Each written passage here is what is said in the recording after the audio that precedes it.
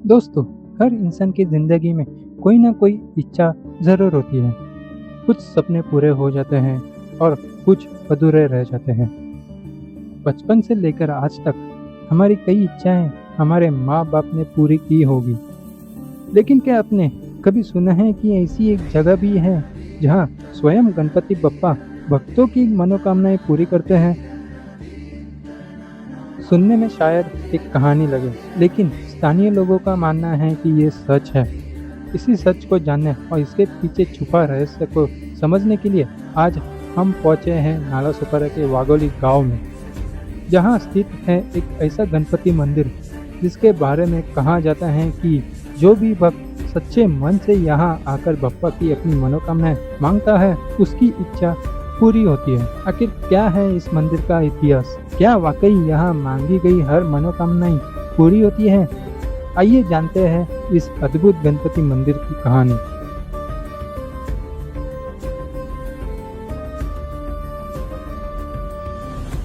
So guys, अभी मैं आया हूँ नालासोपारा के वाघोली गांव में, और यहाँ पे जो मंदिर है नालासोपारा में, जो इच्छा पूर्ति अंडरग्राउंड मंदिर है, वो एक्सप्लोर करने आए हैं हम आज।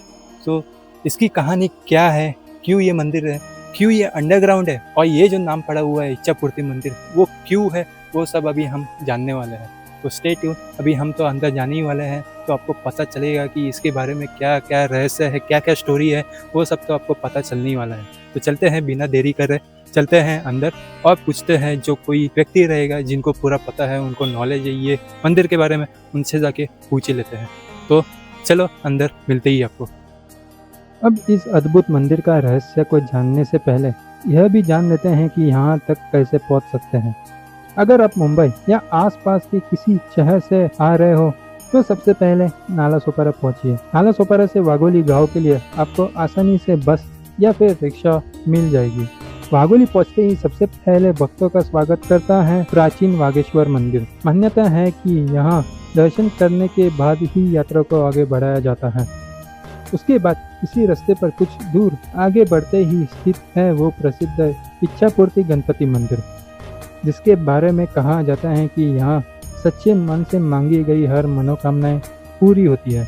तो चलिए अब हम मंदिर के अंदर चलते हैं और जानते हैं इस पवित्र स्थल से जुड़ी कहानी और उस रहस्य के बारे में जो हजारों भक्तों को यहाँ खींच लाता है। सो मित्रांनो, आता आपण आहोत नालासोपाऱ्याच्या वाघोली गावामध्ये, जे इच्छापूर्ती अंडरग्राउंड गणपती मंदिर आहे, त्या मंदिरात आता आपण आहोत। सो ह्या मंदिराचं काय हिस्ट्री आहे, काय बॅकग्राऊंड आहे, हे आता सर तुम्हाला सांगणार आहे। सर, सो पहिला गणपती बाप्पा मोरया। मी जयवंत नाईक। गणपती मंदिर हे खूप जुनं आहे। साधारणतः 2001 ला हे वडिलांनी बांधलेलं गणेश मंदिर आहे। तर स्वयंभू गणेश मंदिर म्हणतात। हे याची ख्याती अशी आहे की हे भूमिगत आहे, अंडरग्राउंड असल्यामुळे, हे 15 फूट जमिनीखाली असल्यामुळे लोकांना त्याची उत्सुकता असते बघण्यासाठी, येण्यासाठी। अंडरग्राउंडची काय म्हणजे अशी काय स्टोरी? विहीर खोदताना वडिलांना मिळालेली मूर्ती होती, तिथे स्थापन ती केलेली असल्यामुळे ते अंडरग्राउंड असं नाव तुपाला। आणि हे नावारूपाला येण्याचं कारण तुमच्यासारखे जे युट्यूबर्स म्हणा, इंस्टाग्राम स्टार्स म्हणा, त्यांनी हे प्रकाश होत आणलं। पूर्वी हे आमच्या फॅमिलीपुरती मर्यादितच होतं। 2023 मध्ये 1-2 रील्स आल्यामुळे लोक यायला लागल्यामुळे आम्ही सुविधा वाढवल्या इथे। आणि मग इथे या लोकांच्या ज्या काही इच्छा आकांक्षा स्वामींसमोर आणि गणपतीसमोर मांडतात त्या पूर्ण होतात। त्यामुळे त्याचं नाव इच्छापूर्ती गणपती पडलेलं आहे।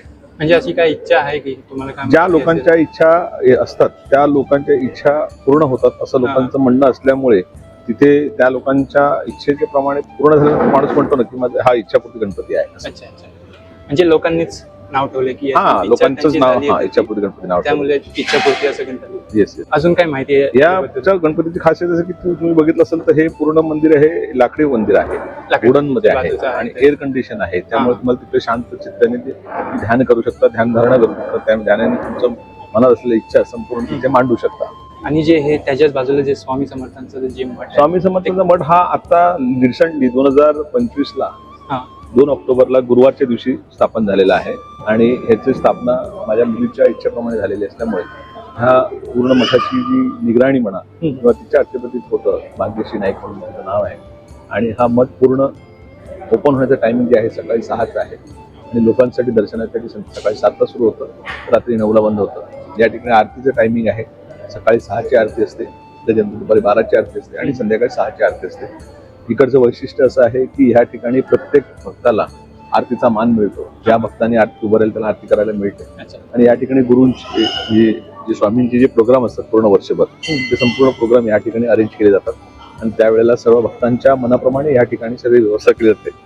सगळ्यात विशेष असं की या ठिकाणी दर गुरुवारी महाप्रसाद भंडारा असतो आणि त्याचा लाभ लोक घेतात. आणि सांगायला आनंद होतो की सगळ्या ह्याच्यामध्ये स्वतःहून भाग घेतात. आणि तुम्ही बघितलं असेल इथे प्रशस्त गार्डन आहे, प्रशस्त असं एरिया असल्यामुळे लोकांना इथे उठण्याची व्यवस्था आहे, झोपाळ्या आहेत आणि त्यामुळे हिरवळीमध्ये यायला माणसाला असं वाटतं की कोकणात आल्यासारखं फिलिंग येतं. प्रशस्त हॉल असल्यामुळे मुंबईतला सर्वात मोठा हॉल मठ म्हणून नावारूपाला आलेला मठ आहे. अजून एक प्रश्न आहे की हे जे गणपती मंदिर आहे ते केव्हा स्थापित झालेलं आहे? हे 2001 ला स्थापन झालेलं आहे. 2001 हा, आणि याचं म्हणजे जो मेन दिवस आहे 1 जानेवारी आहे. 1 जानेवारी. हा, आणि गणपतीचे जे जे काही प्रोग्राम असतात जसं अंगारकी आहे, संकष्टी आहे, विनायकी आहे, गणपतीचे जे उत्सव आहेत किंवा आपण ज्याला म्हणू गणेश उत्सव आहे त्या वेळेला या ठिकाणी प्रचंड गर्दी असते.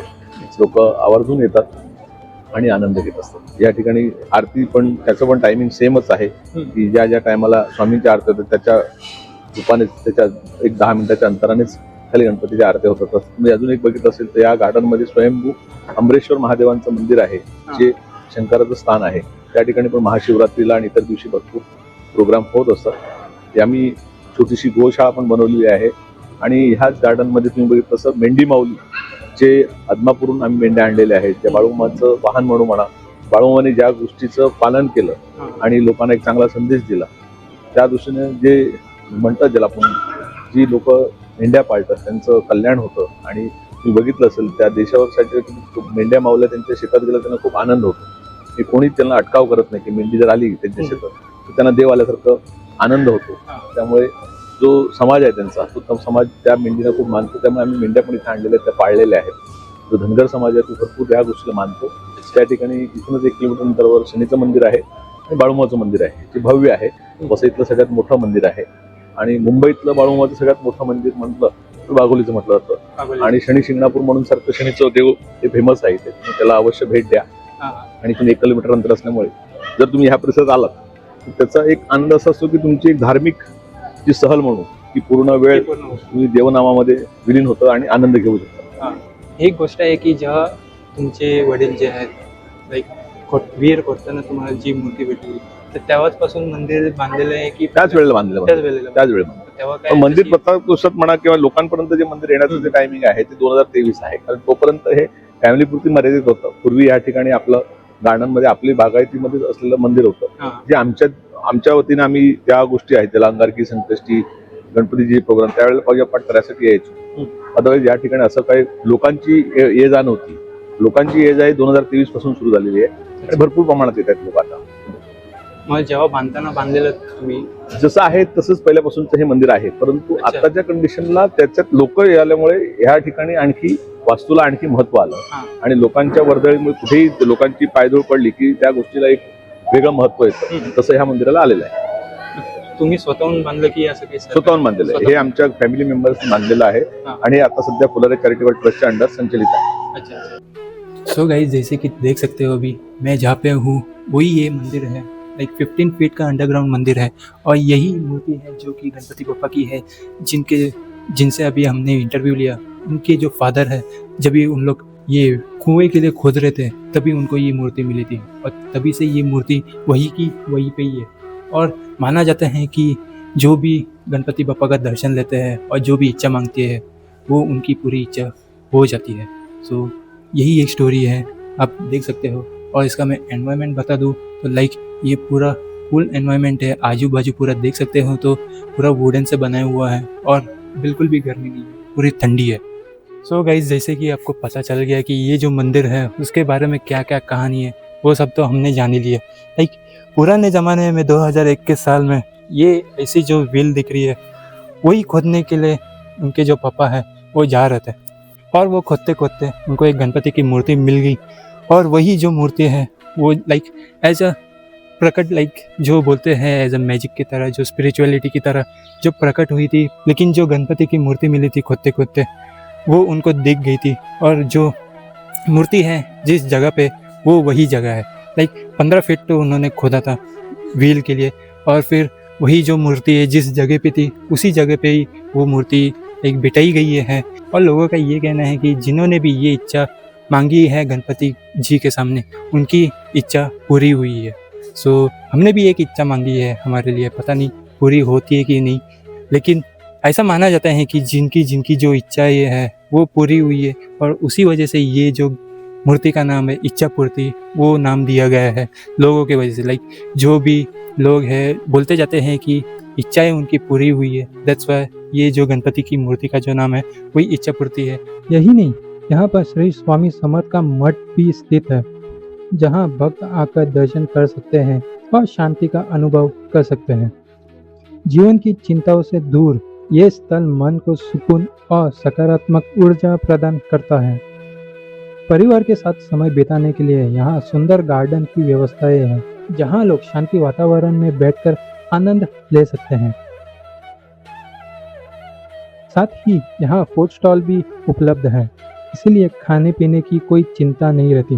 अब चलिए एक व्यक्ति से बात करते हैं और इस स्थल के बारे में उनका अनुभव और विचार जानते हैं।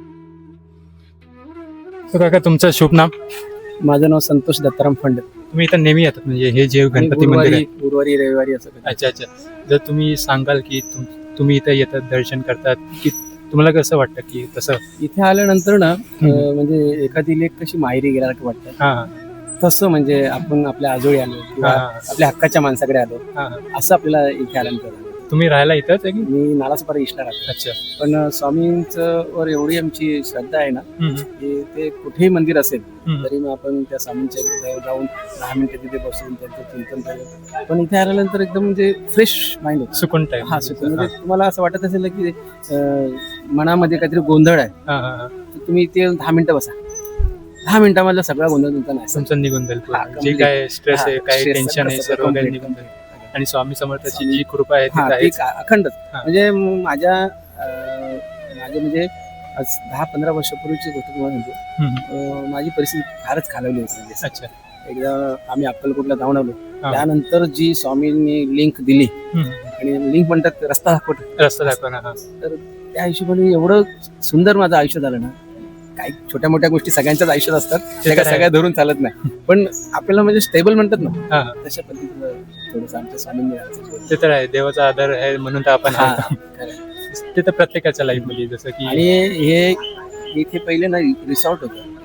अच्छा, हे पहिले resort होतं. गणपतीचं मंदिर पाहिलं का? हा, इथं आता आम्ही बघून आलो. पण आहे ना 15 फूट खाली जेव्हा ते गुलारी नाईक म्हणून आहेत ना इकडचे संस्थापक, खोदकामामध्ये त्यांच्या गणपतीला ती मूर्ती झाली. हा, ती भेटली तेव्हा. तेव्हा ते विहिरीसाठी शोधत विहिरीमध्ये खोदतं ना, पण ते त्याचं पण सत्व आहे गणपतीचं. तुम्ही एखादी गोष्ट इथे मागा आणि ती पूर्ण होत नाही, असं होत नाही. तुमच्या बरोबर असं काय झालंय आतापर्यंत की काय इच्छा मागितली आम्ही कधी इच्छा नाही मागत, पण हा.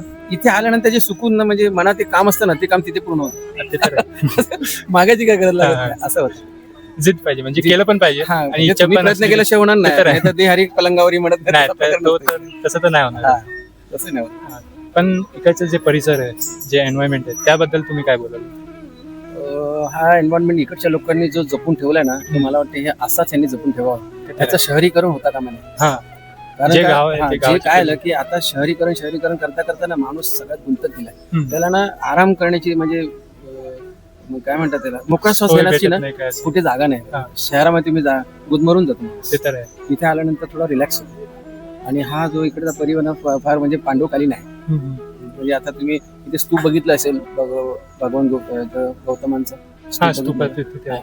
तर ते इकडे ते त्या हा. समोर जे तळ आहे ना, हम्म. म्हणजे जुनी माणसं सांगतात तिथून दरवाजा होता, तो डायरेक्ट तुम्हाला नेपाळला निघाला होता. अच्छा. असं म्हणजे त्यांची आख्यायिका आहे ती, खरी का कुठे ते माहित नाही. पण पण त्या- एक story त्याचे आहे, ती काहीतरी- पण आपण कव्हरच करू. हा, त्याची काहीतरी पडसाद आहे. तर तुम्ही ते स्तूप बद्दल तिकडच्या लोकांना जवळच्या विचाराल ना, तर तुम्हाला पूर्ण माहिती मिळेल. अच्छा अच्छा, ठीक है, चालेल. थैंक यू टाइम दिले बदल, धन्यवाद. स्वामी समर्थ. श्री स्वामी समर्थ. अगर आपको ये वीडियो पसंद आई रहेगी तो मेक श्योर लाइक, शेयर और सब्सक्राइब ज़रूर कर देना, और ऐसी और डॉक्यूमेंट्रीज़ के लिए ज़रूर शेयर कर देना, और फॉलो भी ज़रूर कर देना. अपना इंस्टा आईडी है वो तो मैंने मेंशन किया हूँ इस वीडियो में, तो स्टे ट्यून. और भी ऐसे ऐसे डॉक्यूमेंट्रीज़ आने वाले हैं, तो मज़ा तो आने वाला है, बस सपोर्ट दिखाना आप.